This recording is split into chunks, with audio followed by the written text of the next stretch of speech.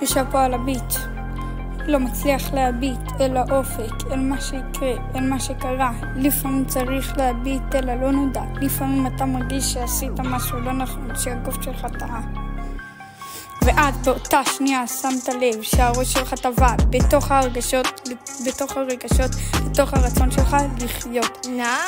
פתאום הרגשת בסדר, הרגשת נורמלי, ואז הרגשת שאתה יכול לעשות הכל, לחצות את האברסט, להגיע לפסגת העולם. אבל אז הלב שלך אמר, אתה צריך קודם לעזור לכולם.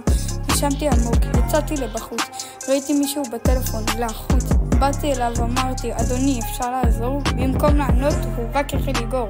אני לא צריך עזרה, בקול צעק, נראה לך אני חזק כמו בזק.